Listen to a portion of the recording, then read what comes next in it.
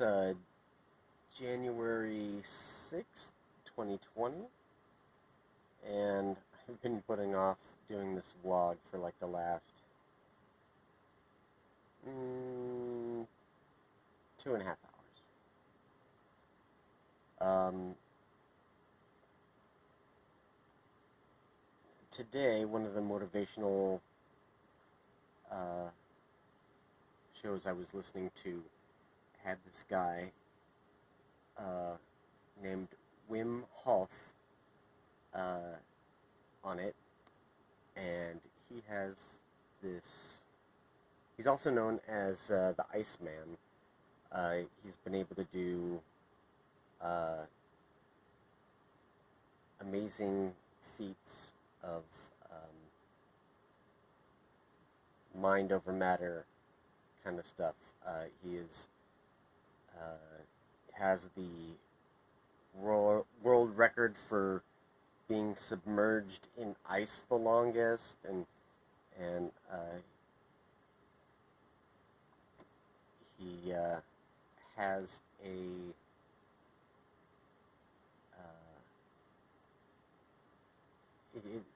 puts himself in like a meditative state, and uses breath as well to take control of his body. He can, the reason that he can stay in ice-cold water for so long is that he's actually capable of raising his own body temperature. What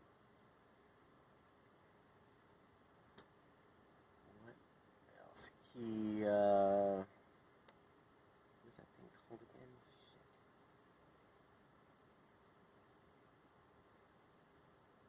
Oh, he's also able to consciously kick in his autoimmune, his body's autoimmune abilities, to, what does it say? To reduce inflammation,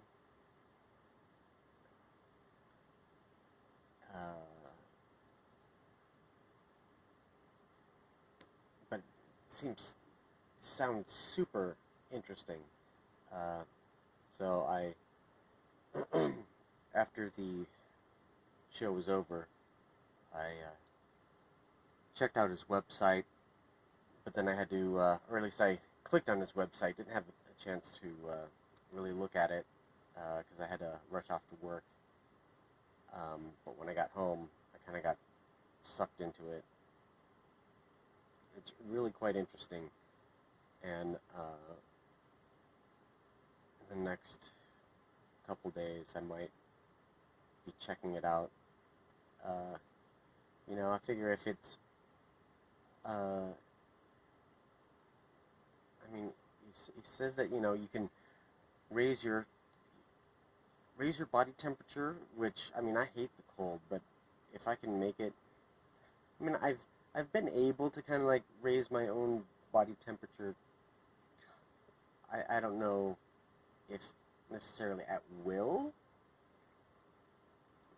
but there have been times growing up that, I mean, my parents, the house was always cold, just freezing, which is why I live in the desert now, because I'm just fucking sick and tired of the cold.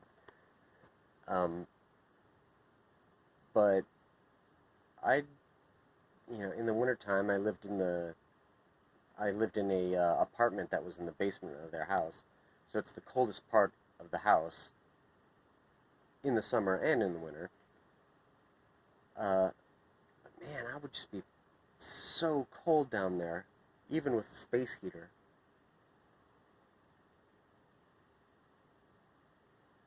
And I'd get cold to a point, and then something would, like, I don't know if my, like, metabolism would kick in or something like that, but I would be able to, like, I would feel super warm. Like I was able to like go from like super cold and shivering, and then I don't even know exactly what would happen, but I'd be able to create enough heat where I would just felt then like I was burning up. So if I can learn to do that so I can handle the quote unquote cold weather here in Arizona, that'd be awesome. The breathing will help me with my cycling, because there's breathing when you're exercising is actually not that easy. You know, when I was running, I had because of the way my body was moving, I had like a tempo that I would breathe to, and it kind of worked where it was putting a lot of oxygen into my muscles, and the idea is that you take in more air than you let out. Well, I would do like while running, I would take like a deep breath, and then there'd be like a slight pause in that breath, and then I'd take more air in. So it'd be like and then I let that little bit out. So I'm bringing in more air than I'm really letting out, and I mean that actually worked out really well, but that was me moving, and my body kind of,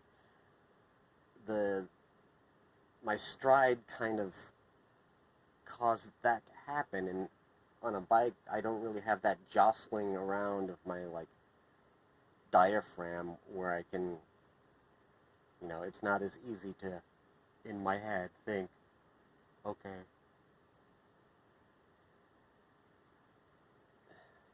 deep, deep breath, short out breath, deep, deep breath, short out breath. It's not that easy. And,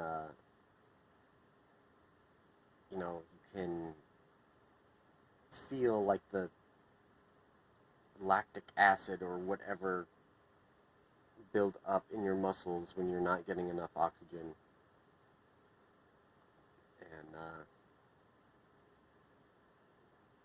And yeah, like it kind of burns almost. But yeah, you just got to figure out a way to breathe better. That'll absolutely help me with sports.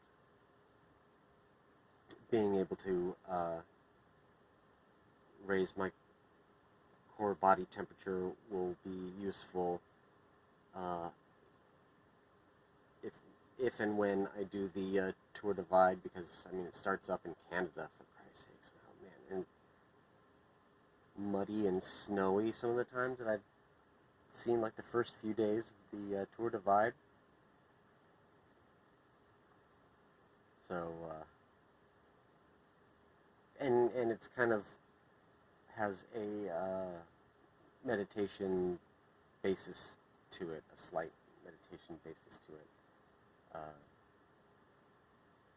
which I have done before. I have meditated before, but I just,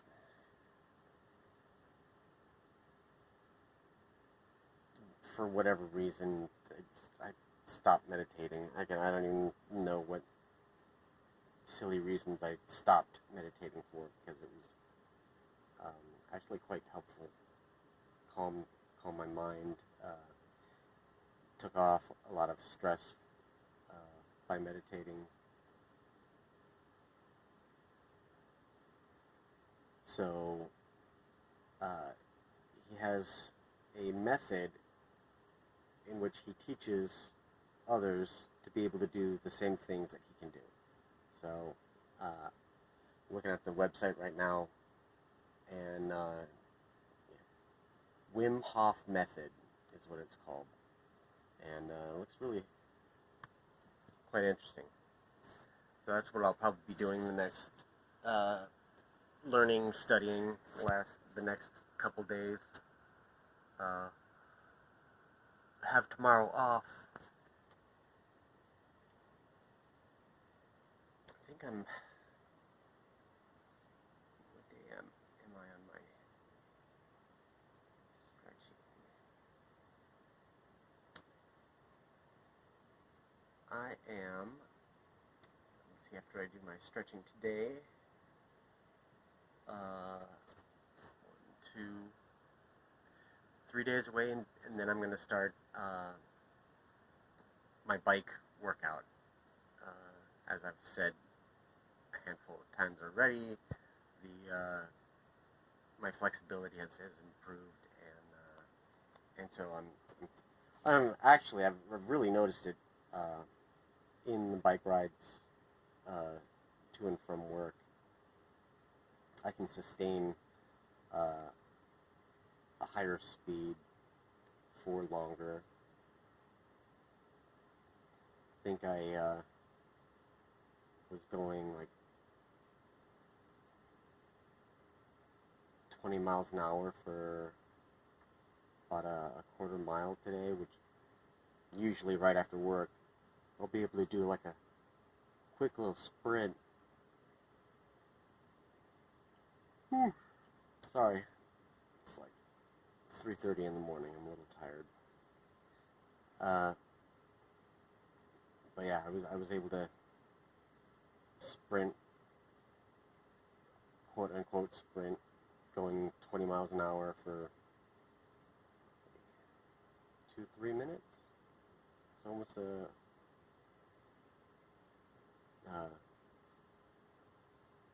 about a half mile, a little over a quarter mile. So I mean that's pretty good. But yeah, kind of looking forward to doing the bike exercising instead of stretching, because I feel like I'm not actually doing anything towards my goal besides eating better and doing good meal plans.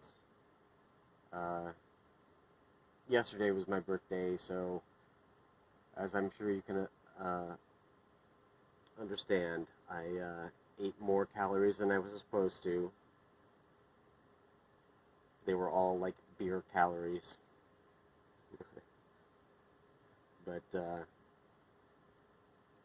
one day is not going to ruin the whole goal. So overall, still eating under my calorie intake. Still not so great with the percentages that percentage on my macros that I want to do, but I'm getting a better feel for different meals and their macro makeup, like what percentage of it is protein, what percentage is carbs, what percentage is fats. So I'm getting a better idea, so I can get closer to my macro daily goals.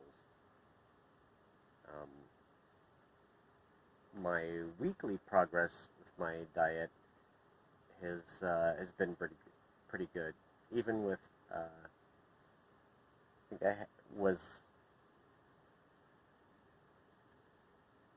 500 calories over yesterday. Even with that, my 7-day total was still under the 7-day goal. So that's a good thing. For the whole week, if you take those calories in, still under my goal for like the average, so that's good.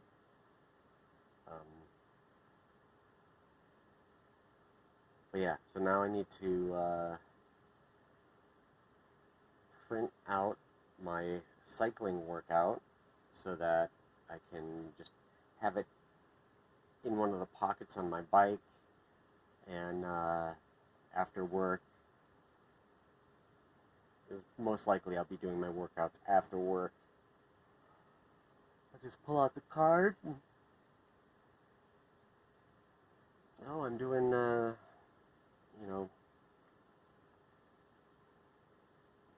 1-minute intervals of,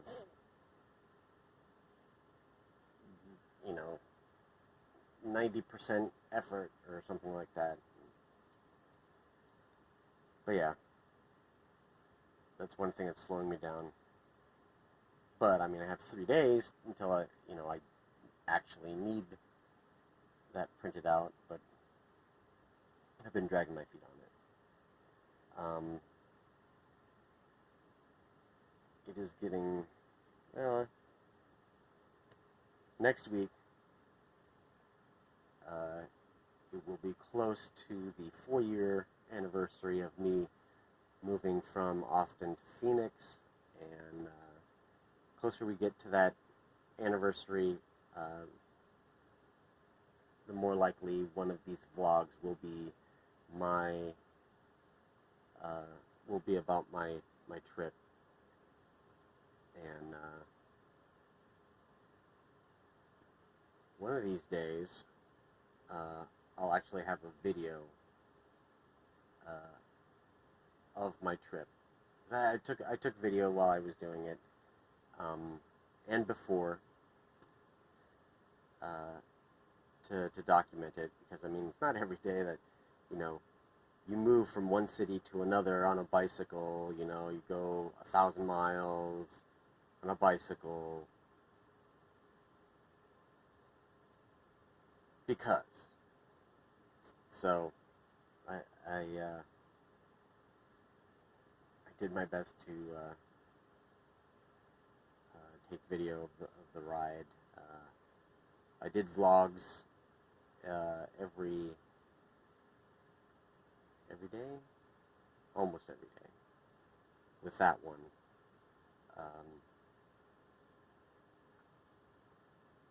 So I don't know why I'm having such difficulties doing it now, where I don't. Well, I guess I had nothing better to do than at the end of my day look at, okay, where is the next town I'm going to, and let's make sure that my friends know what's going on and that I'm all right. So I did the vlogs, and yeah, something like that. I will talk to you guys tomorrow. Hopefully I will start doing vlogs in the morning so I can get it over with, and